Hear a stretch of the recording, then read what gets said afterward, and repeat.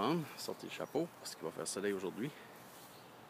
Là c'est le matin, je me dépêche parce que je prends des coups de soleil assez rapidement. Là. En gros, aussi il va faire pas mal chaud aujourd'hui.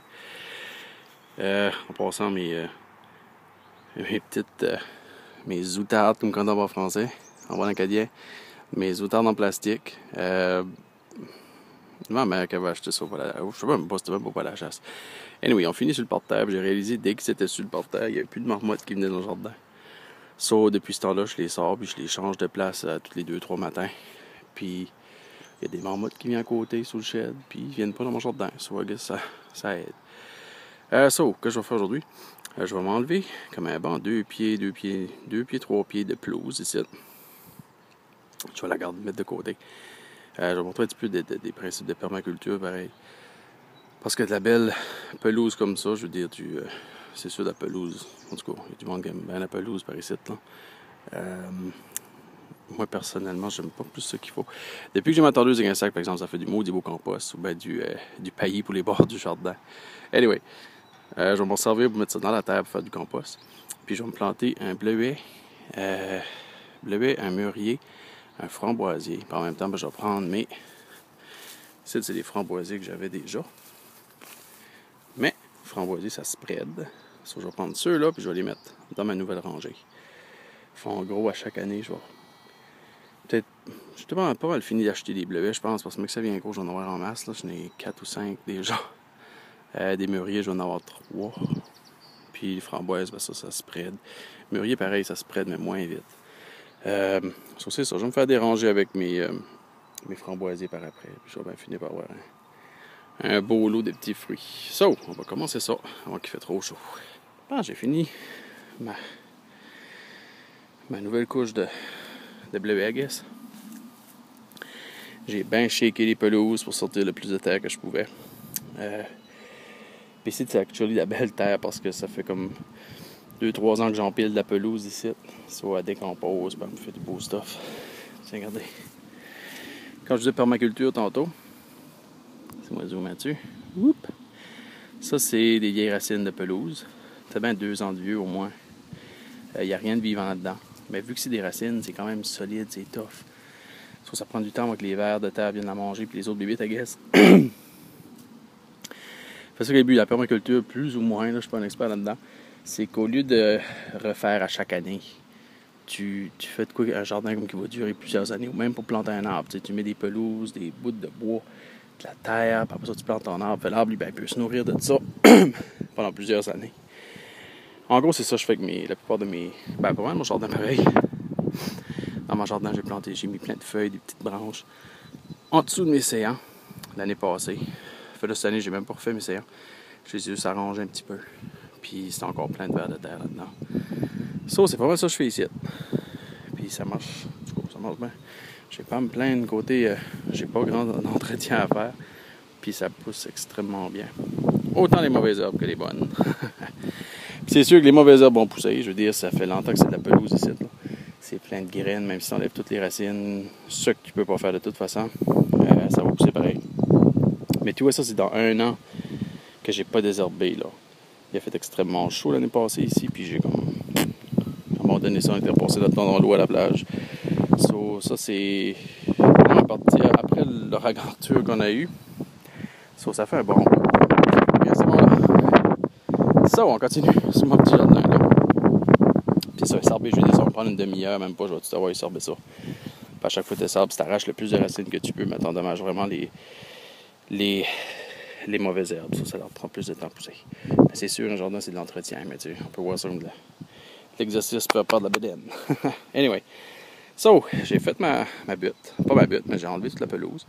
Puis, en gros, je vais me faire une petite butte comme ça. Je sais pas si... en tout cas, ça va avoir l'air de ça, là. Ça, j'ai creusé comme un bord en pied en dessous de la terre. Puis, il va y avoir un bord de mi-pied au-dessus de la terre. Ça, je vais faire dans le fond, là. On va prendre des belles pelouses, que je sais qu'il n'y a pas de mauvaises herbes qui vont survivre là-dedans. Je les mets dans le fond, comme ça. Je les mets dans le fond comme ça. Puis comme tu vois, je n'ai pas mis trop sur le bord parce que là, les racines pourraient pousser. Je vais tasser ceux-là. Comme ça. Pour faire plus de nutriments, je vais ramasser les feuilles mortes.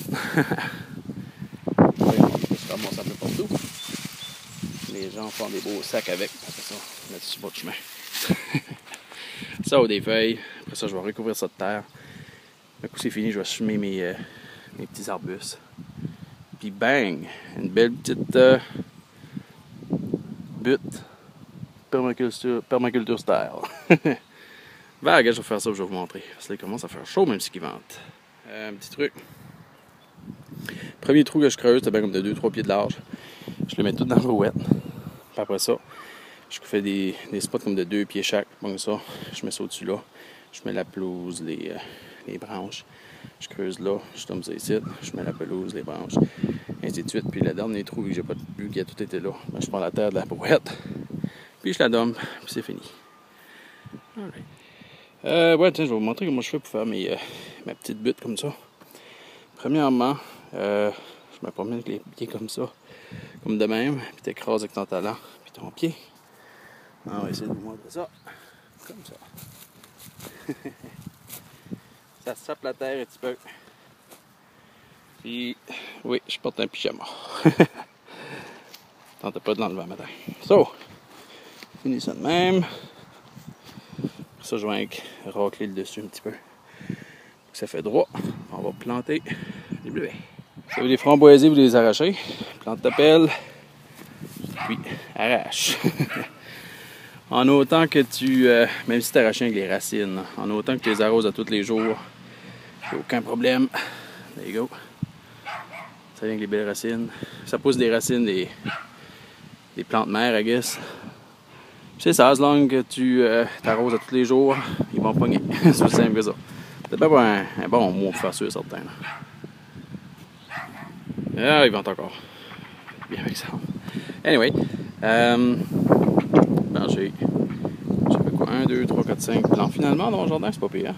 Ça va finir par en avoir, les framboises. Anyway. Prends les racines, les étales dans une petite tranchée, I guess. Je leur donne du beau compost, comme ça. Un petit peu partout. There you go. C'est du homemade en plus, c'est fou comment est-ce que les plantes poussent bien là-dedans. Du beau compost. T'arroses en masse. There you go. Tu recousses avec la terre. C'est simple que ça. Tu peux les straighter, les mettre le doigt un petit peu. Là. Tu fais sûr qu'il y a un petit trou tout le tour des plantes pour que l'eau reste là. Puis, t'arroses de nouveau. J'ai arrosé, mais j'ai fini. That's it. T'arroses tous les jours pour une couple de semaines. Puis tes plantes vont être superbes. La même chose va pour les plantes en pot, I guess. Compost. Tu prends ta plante que j'ai déjà sorti du pot. Tu la fites un petit peu de doigt. Mets un petit peu de terre autour. Hop. Ben de l'eau. Je finis d'arroser. Pas d'arroser, d'enterrer. De racines. Go. Je vais vous montrer que je veux dire que si tu fais un petit canal tout le tour. Voilà, on va écraser ça avec un petit angle. Voilà. En gros, c'est ça. Tu veux quand tu arroses, tu veux pas que ton eau s'éparpille partout parce que là, c'est une perte de temps. There you go. Ton eau reste le tour, elle coule tout le tour. Puis elle arrose les racines.